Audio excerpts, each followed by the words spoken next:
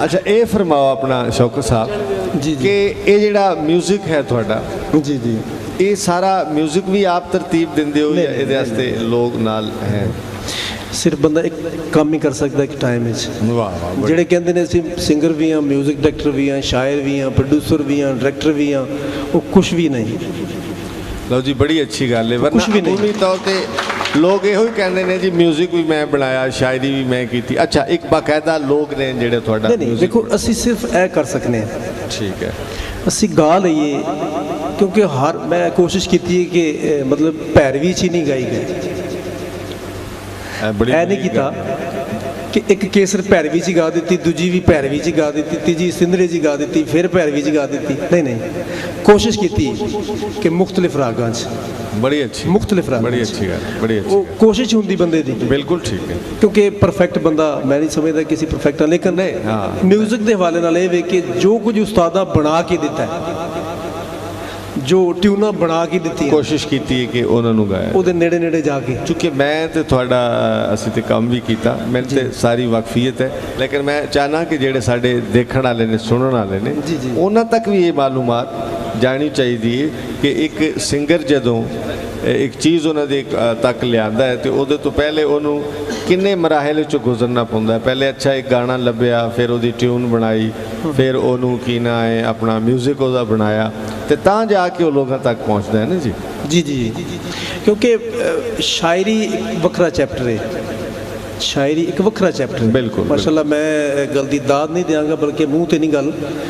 कि शायर कह देना होर गल है अमलन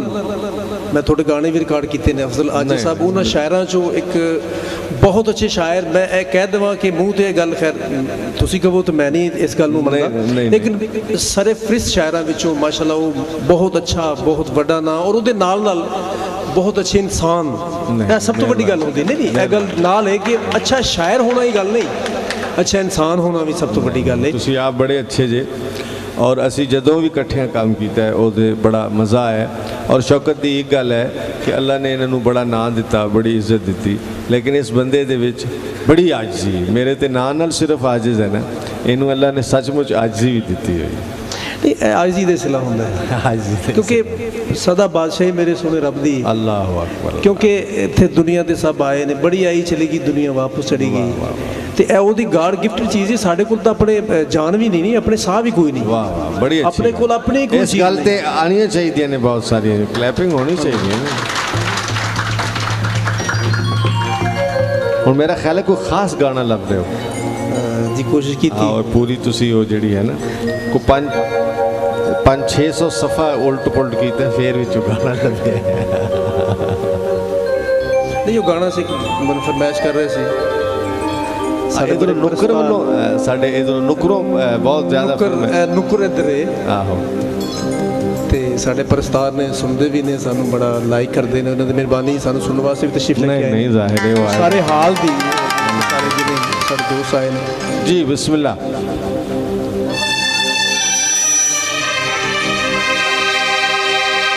नीओ पोदियां रातां ते ओ नित मुलाकातां उत्तो कक्कर दा जमना याद ते कर मेरी बां ते ओ तेरा सिर रख सोना उत्तो रात दा धमना याद ते कर मेरा लड़ पवना तेरा चुप करना जज्बात दा थमना याद ते कर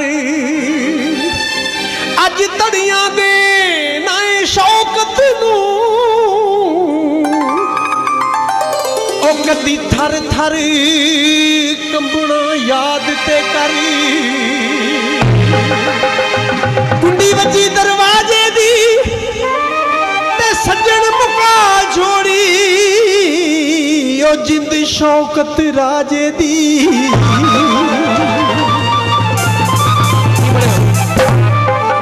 हो कोई पिंडा दी आबादी है अज तो 14 साल पहले 15 साल पहले का गाना पहला वाली मुझे से लिखिया ए माया उस दौर का सिखा हो कोई पिंडां दी आबादी है ओ कोई पिंडां दी आबादी है ते रोवां ना ते की मैं करा सुबह सजना दी शादी है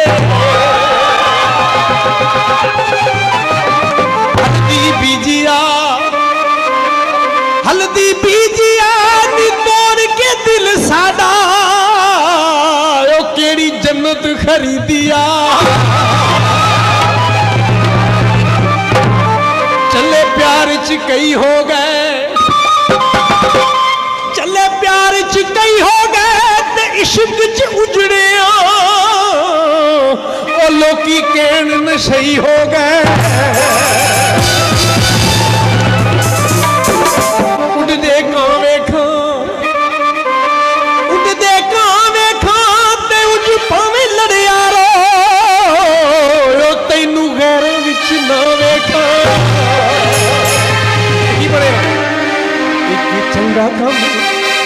चंगा कम दुनिया ते